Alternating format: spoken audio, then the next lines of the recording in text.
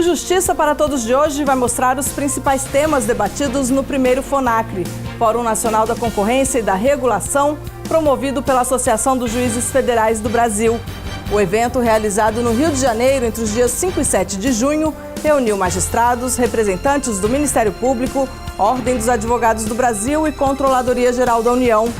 Na pauta do encontro, temas como ética concorrencial, o papel das agências reguladoras e os prejuízos causados à sociedade pelo devedor contumaz. Acompanhe, o Justiça para Todos está no ar.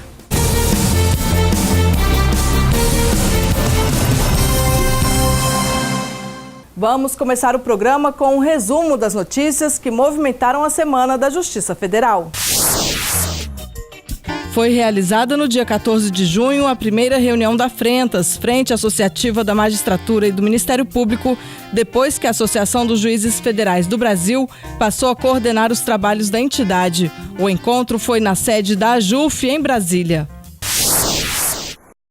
Contribuição tributária de empresas no centro dos debates. Especialistas se reuniram durante 3 dias para trocar experiências sobre o assunto.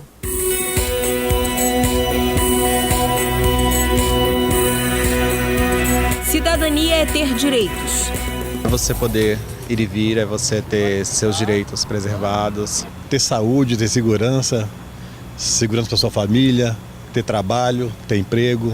Ter cidadania é você, como cidadão, exercer todos os seus direitos para participar da democracia e sempre fazer a escolha pensando no bem comum e não no bem em si próprio. Cidadania é ter deveres. Um deles, contribuir, pagar os impostos. Eu acho que é necessário haver uma contribuição, sim, né, mas ela tem que ser justa e justa para todos. Temos que pagar para ter de volta. Se o dinheiro fosse bem gerido, nós teríamos todos os serviços públicos funcionando e que nós teríamos um bem-estar de um modo geral. E pagar impostos não é uma tarefa só do cidadão, das empresas também. A empresa com as contas em dia, ela também colabora com a cidade, porque esses impostos eles são destinados para vários tipos de serviços. Então, mantendo os impostos em dia, a gente consegue também cobrar do governo, né? Motivos à parte, a verdade é que, em geral, o pensamento é esse mesmo. O pagamento representa uma obrigação.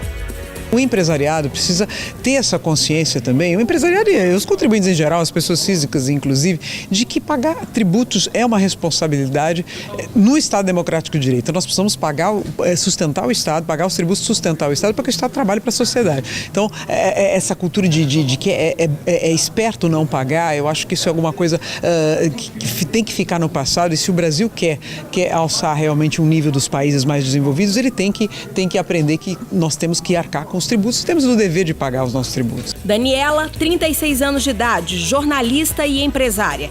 É dona desta loja de pisos bem tradicional em Brasília. Veja bem, tradicional, mas não é a única.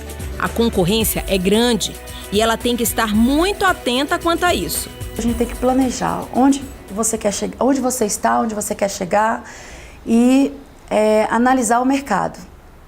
Tem que conhecer os concorrentes também, saber como é que eles estão trabalhando. Os valores das mercadorias são influenciados diretamente pela tributação. Então, quando o meu concorrente não paga, ou quando ele dá um jeito de burlar, eu sou diretamente afetada. Eu não consigo fazer o valor igual ao dele, no caso.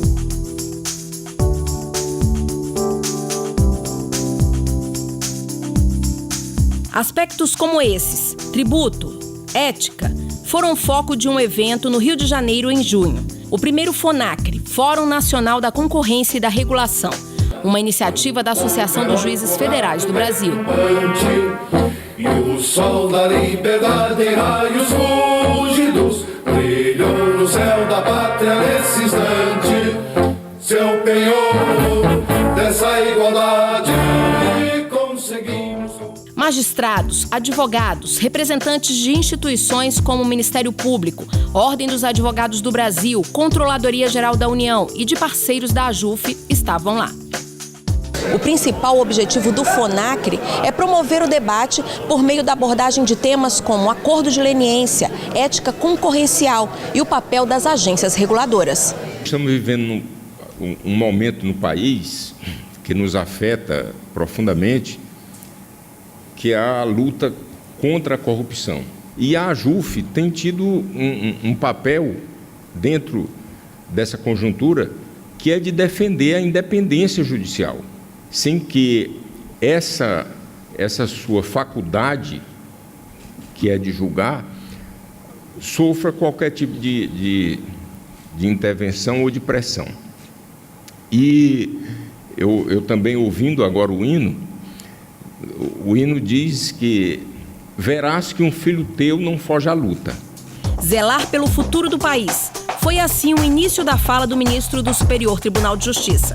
Contra todas as vicissitudes do presente de hoje, todas as dificuldades que o país enfrenta, nós temos que zelar pelo futuro do país, pela proteção da segurança jurídica, da estabilidade das relações de negócio e desenhar uma instituição no judiciário que leve em conta a complexidade da relação entre direito e economia. O ministro defendeu a especialização da justiça. As vantagens da especialização da justiça são óbvias. É claro, você estimula o desenvolvimento do capital humano, os juízes se aprimoram, treinam, estudam, você cria uma jurisprudência uniforme e previsível, você gera um impacto positivo na economia, óbvio, em razão do aumento da celeridade da segurança jurídica.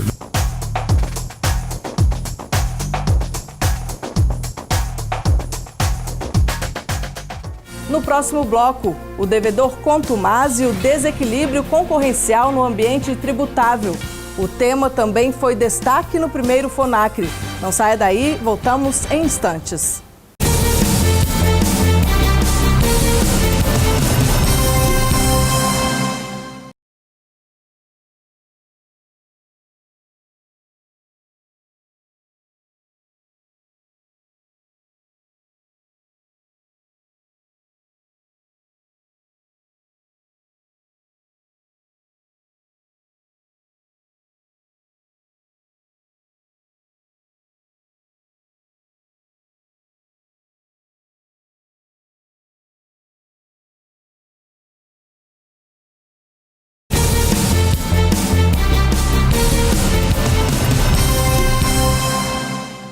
Devedor contumaz. Ele pode promover o desequilíbrio de todo um setor. A empresa age assim, não paga dívidas e tributos e, com isso, além de causar prejuízo aos cofres públicos, acaba promovendo a concorrência desleal. Durante o encontro foram apresentados os motivos para esse desequilíbrio e as propostas para que a contribuição das empresas seja efetiva. O primeiro FONACRI, Fórum Nacional da Concorrência e da Regulação, entrou nessa questão de se apropriar de tributos para ter vantagens, o chamado devedor contumaz.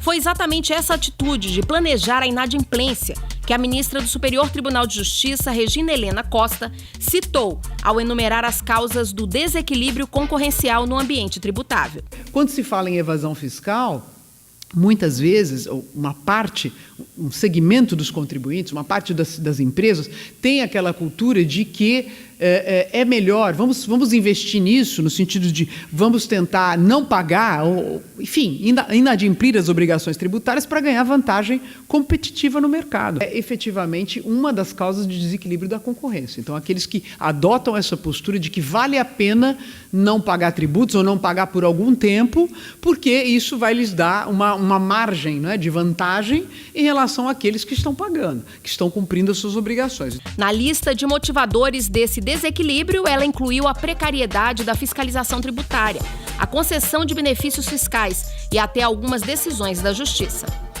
A empresa conseguiu uma medida liminar e essa ação não é julgada em muitos anos. Aí a liminar continua produzindo efeitos e só essa empresa conseguiu essa liminar.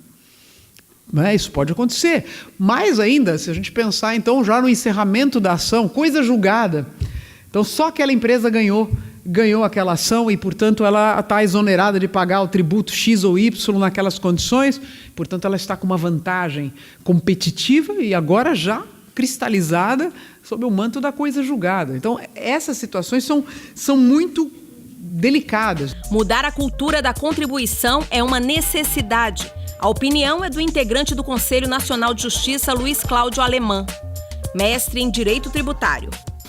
No Brasil, nós vivemos o Estado social bancado pelo Estado fiscal. Mas, senhores, Estado social, nós temos o básico, o elementar, o trivial, saúde, segurança, educação? Não. Então, o que justifica o Estado fiscal? Justifica a sua própria existência. Arrecadar para a sua própria existência, mensalão, cuecão, petrolão e por aí vai? Não dá, senhores. Nós temos que mudar essa cultura, nós temos que mudar essa situação.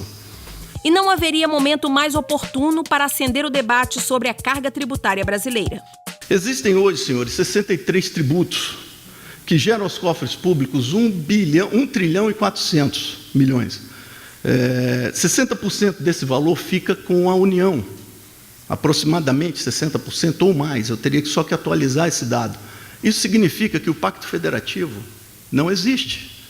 A União concentra poder e os estados e os municípios amingam. Eu digo isso porque sou municipalista. Senhores, é aqui que cai barraca, é aqui que tem alagamento, é aqui que tem inundação, é aqui que tem os problemas. Nós convencionamos viver em cidades e estados, não no estado, não na União. E é aqui que eu consigo falar com o prefeito, é aqui que eu faço pressão nos vereadores. Eu não consigo acesso a uma agenda a um presidente da República.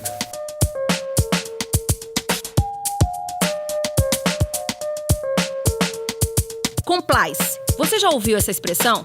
Tem a ver com moral, valores.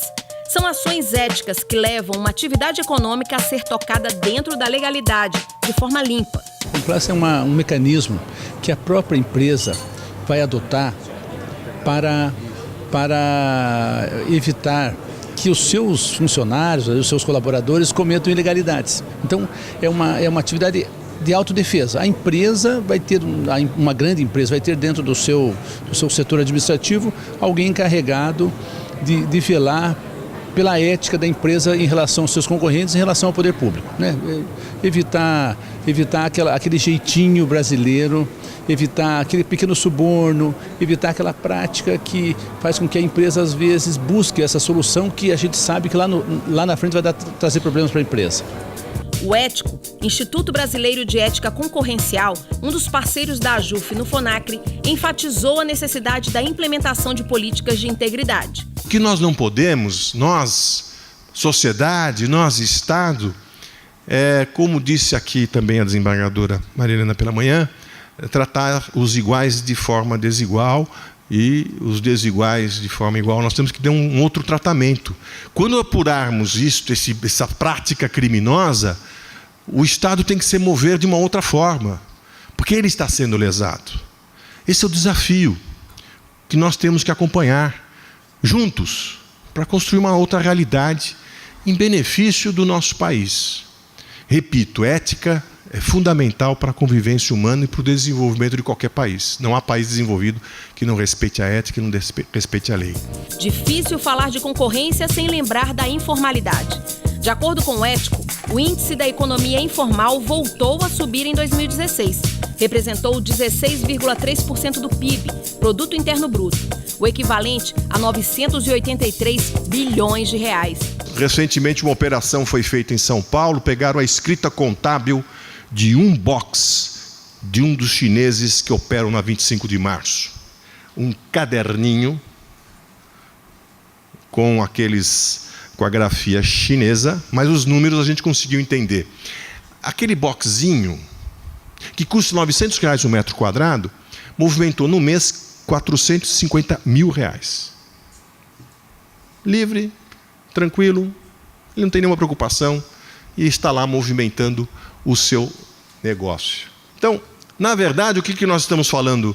Quem paga imposto no Brasil vai ter que pagar cada vez mais, porque tem muita gente que não paga nada. Então, é uma roda perversa essa que nós enfrentamos. Lembra-se do Compliance, aquele conjunto de normas adotadas por uma empresa para ter um comportamento legal no mercado?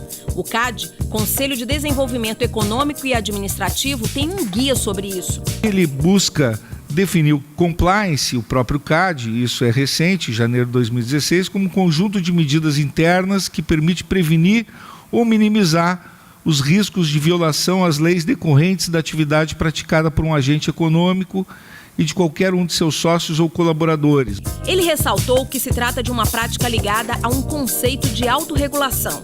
Qual é o padrão de compliance que se quer consolidar no Brasil? São regras de conduta concretas, são estruturas operacionais eficazes, são regras e mecanismos adequados aos tipos de risco que se tem para o enfrentamento. Então, aqui a tendência é que se aponte a Organização Internacional para a Padronização, quer dizer, as ISO, que existem desde 1947 e que já abarcam aí pelo menos 160 países. E de que forma o compliance ajuda o judiciário? Haveria alguma vantagem para o julgador a adoção dessas práticas politicamente corretas, digamos assim? O juiz, até quando for julgar e verificar que aquela empresa já tem um controle, ele vai ter um outro olhar, porque aquela empresa tem já um sistema de controle. Então, o que vai sobrar para o Poder Judiciário são aqueles casos mais graves, assim, né? Não aqueles pequenos deslizes que o juiz se depara, que às vezes geralmente são frutos apenas de um descontrole, de uma falta de um controle maior da empresa, que ela podia resolver isso no seu âmbito interno.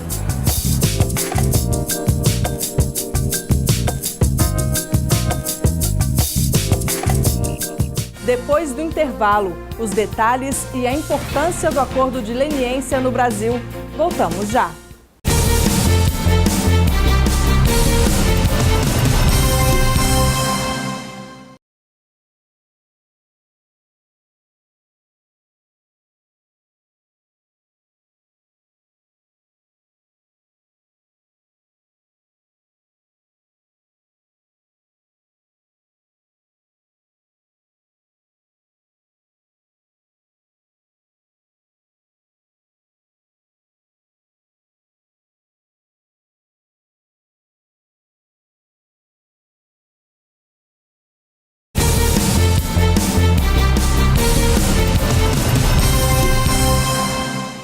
O acordo de leniência também foi destaque no primeiro Fórum Nacional da Concorrência e da Regulação.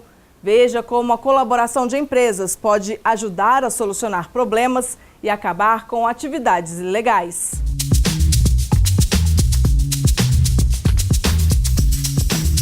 Inadimplência por conveniência, sonegação, condutas imorais e ilegais para derrubar o concorrente e ganhar o mercado.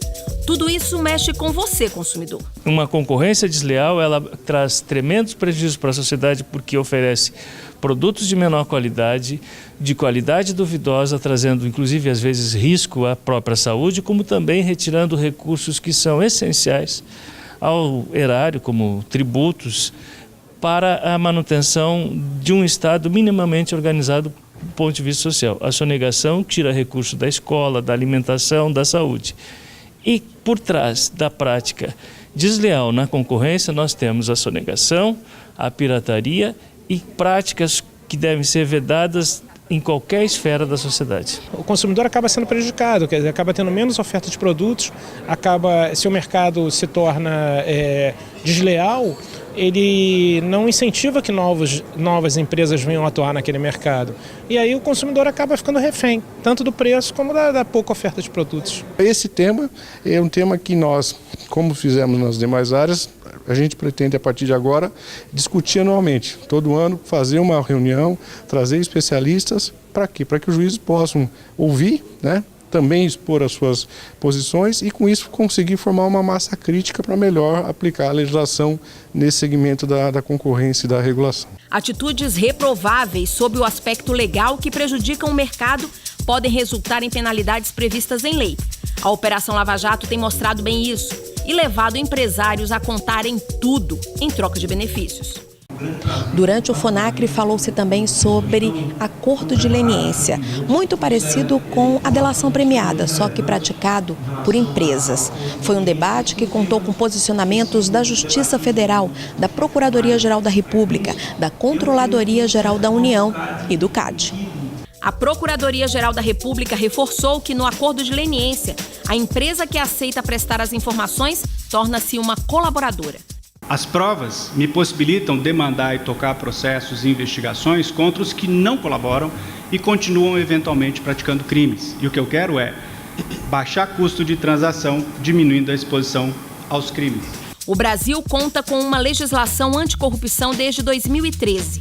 Uma norma voltada também para empresas que cometem atos lesivos contra a administração pública. Por que ela ingressou no nosso ordenamento jurídico? Seja porque ela era um paradigma mundial, ou seja, tinham outros países que já vinham responsabilizando pessoas jurídicas por atos de corrupção, o Brasil ainda não tinha essa legislação, porque o Brasil aderiu a convenções internacionais, seja da ONU, seja da OCDE, que obrigava o Brasil a ter a sua própria norma interna sobre essa legislação, seja porque nós não tínhamos ainda sanções pecuniárias graves o suficiente para coibir esse tipo de ato em razão da pessoa jurídica. Nós tínhamos aí diversas sanções com mais enfoque na pessoa natural, e porque nós queríamos introduzir o mecanismo da responsabilidade objetiva. O Instituto Brasileiro de Estudos de Concorrência, Consumo e Comércio Internacional fez um histórico sobre o acordo de leniência no Brasil. Quando surgiu na legislação antitruste, nos anos 2000, precisamente no ano 2000, a possibilidade de fazer acordo de leniência, naquela altura havia uma restrição que o líder da organização cartelizadora ou do cartel não poderia celebrar acordo de leniência. Além disso, naquela altura, o acordo de leniência só previa, do ponto de vista penal, delitos que estivessem previstos na Lei 8137. Isso foi mudado com a nova lei, a gente ainda diz nova, mas é uma lei que completa 5 anos agora, completou 5 anos agora no final de maio, que mudou, aboliu a vedação ao líder de celebrar cartel, além de ter transformado então a SDE na SG, trouxe também no seu artigo 87 a possibilidade da participação do Ministério Público Federal, que já havia antes, mas com questões de imunidade penal, não só aos delitos da 8137, mas também outros delitos relacionados ao cartel. E quais seriam as atuais discussões sobre o assunto? Essa é uma discussão posta, qual é o grau de cooperação, como aperfeiçoar essa colaboração e cooperação entre as diversas autoridades nacionais e também, por que não, as autoridades internacionais. Gilvandro Vasconcelos, do CAD, foi taxativo. O combate às infrações exige uma coordenação disciplinada de cada etapa do processo. E essa política de combate a infrações, ela tinha que ter um objetivo que fosse, desde a descoberta do ilícito até a efetividade daquele sancionamento. Então, é por isso que, quando a gente fala da política de leniência, a política de leniência é um dos instrumentos, dentre vários outros instrumentos que estão previstos na legislação, para dar efetividade a essa política de combate. Ao finalizar, deu ênfase ao papel do judiciário. Não há como se pensar numa investigação e nas decisões administrativas sem visualizar o que o judiciário entende, seja como estrutura probatória, seja como o devido processo legal, que são os parâmetros que, de certa forma, vão nortear a efetividade do processo. De nada adianta o CAD ter, por exemplo, utilizar uma prova que seria uma simples denúncia anônima, se já se sabe que a denúncia anônima, por si só, não viabiliza uma condenação definitiva. Seria necessário se fazer uma instrução complementar. O mesmo se diz no acordo de leniência. De nada adiantaria o CAD ter um acordo de leniência em que ele é derivado única e exclusivamente de informações das partes, se não houvesse documentos, se não houvesse análise de mercado, que pudessem complementar esse lastro probatório, que, ao fim e ao cabo, é que será mantido no Poder Judiciário.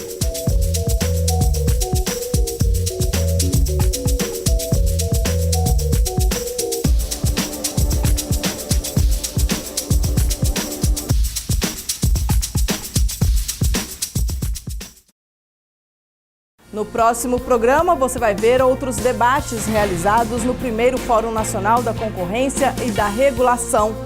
O Justiça para Todos de hoje termina aqui. Participe do programa, envie sua sugestão para imprensa@juf.org.br. Você também pode assistir ao programa pela internet, na página da JUF ou no canal da associação no endereço youtube.com/tvajuf. Obrigada pela sua companhia.